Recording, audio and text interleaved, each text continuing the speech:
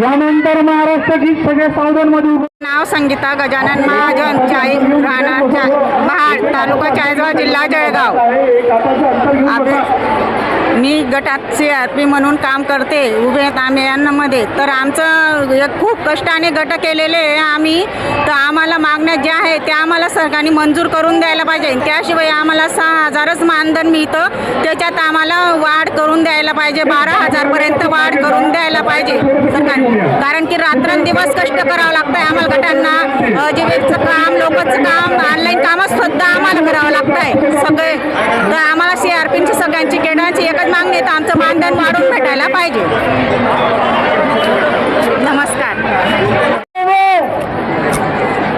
उमेदताई okay, प्रार्थना सुरू करतोय. निर्मला मॅडम पुढे म्हणतील, आपण सगळे सोबत म्हणूया. आपण प्रार्थना म्हणणार आहोत.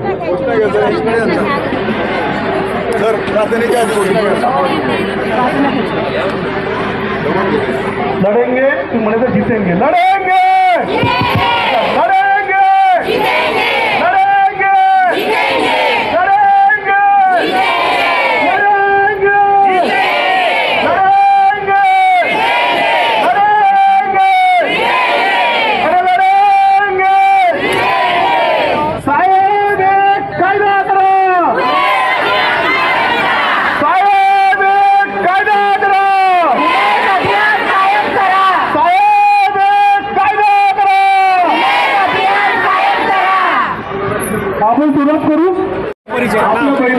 नमस्कार, मी उदया संजय पवार, मेहुणबारे, तालुका चाळीसगावची CRP आहे.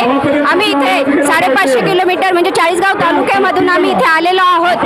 उमेद अभियान कायम ठेवण्यासाठी आजपर्यंत आम्ही तळागाळातल्या महिला एकत्र केल्या सर, आणि आज तुम्ही सगळ्या महिलांच्या दिलेल्या घेतलेल्यावर पाणी पाडत आहात. आम्ही महिलांना बँकेतून कर्ज उपलब्ध करून दिलं, ग्रामसंघातनं कर्ज उपलब्ध करून दिलं, गटातनं उपलब्ध करून दिलं. ते पैसे नंतर कोण फेडणार? आज जर तुम्ही उमेद अभियान बंद केलं तर तुमचे पैसे कोण फेडणार? तुम्ही बँकांचे कर्ज दिलेले ते बंद करणार आहेत का? एवढं आम्हाला सांगा सर. आम्ही एवढ्या लांबून आशा घेऊन आलेलो आहे की आमचं उमेद अभियान कायमस्वरूपी टिकून राहणार आहे. आम्ही एवढ्या सगळ्या मैत्रिणी सकाळपासनं बिगर आंघोळी पांघोळीच्या इथे आलेलो आहोत. त्यामुळे आम्हाला आमचं उमेद अभियान कायमस्वरूपी पाहिजे सर.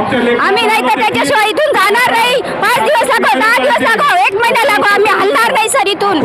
आम्हाला आमचा हक्क, आम्ही जास्त नाही मागत, थोडंसं द्या आम्हाला. तुमच्या समुद्रामधून 1 लोटा पाणी आम्हाला हवाय सर.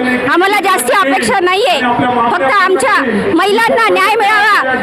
आजपर्यंत आम्ही फक्त 6,000 रुपये पगारावर आम्ही मानधनावर आम्ही काम करत आहोत. 6,000 मानधनावर आम्ही काम करत आहोत सर.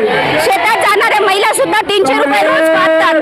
पण आम्ही सकाळ उठल्यापासून दिवसभर रात्री झोपेपर्यंत आम्ही काम करतो. 24 तासामधून आम्ही 18 तासामध्ये काम करतो. फक्त 5 ते 6 आम्ही झोप घेतो. त्यामुळे सर आम्हाला आमचा उमेद अभियान हे कायम स्वरूपी झालंच पाहिजे.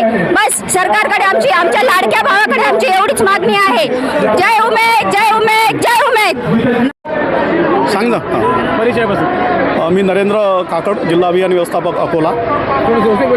मी नरेंद्र काकड, जिल्हा अभियान व्यवस्थापक अकोला. उमेद अभियानाच्या माध्यमातून 84 लाख लोकांपर्यंत, कुटुंबापर्यंत उमेद अभियान गेलं आहे. आणि उमेद अभियानाची एक मागणी आहे की उमेद अभियानातील जे कर्मचारी आहेत, अधिकारी आहेत, त्यांना कायमस्वरूपी शासन सेवेत समाविष्ट करण्यात यावं आणि त्यांना शासन सेवेत समाविष्ट करून सगळे लाभ देण्यात यावेत. तसेच जे आमचे कॅडर आहेत त्यांच्या देखील काही मागण्या आहेत, त्या मागण्या देखील पूर्ण व्हाव्यात. CIF असेल, RF असेल तो वाढून मिळावा आणि त्या अनुषंगानं एक सक्षमीकरणाचं काम या शासनानं द्यावं. प्रत्येक वेळा आम्ही येतो, बोलतो, चर्चा करतो, मात्र तोडगा निघत नाही. यावेळेस आम्ही सक्षमपणे उभा, उसळत्या रक्तात या ज्वालामुखीचा दाह दे, वादळाची दे गती पण भान ध्येयाचं असू दे, यासाठीचा हा मोर्चा आहे. अख्ख्या महाराष्ट्रातून सगळेच जे काही लोक आहेत ते इथं आलेले आहेत. उमेद अभियानाचे जे सगळे कॅडर्स असतील, कर्मचारी असतील, अधिकारी असतील, ते सगळे आलेले आहेत. कायमस्वरूपी हा विभाग करावा, स्वतंत्र हा विभाग करावा, ग्रामविकास विभागाचा स्वतंत्र विभाग व्हावा, या अनुषंगानं आजचा हा संप आणि त्या अनुषंगानं मोर्चाचं जे आंदोलन आहे ते सगळं सुरू आहे आणि सगळ्यांच्या अनुषंगानं हे आंदोलन चाललेलं आहे. थोडंसं सहकार्याने विचार करा या गोष्टीचा. प्रत्येकाने आपली जिम्मेदारी घेतली पाहिजे.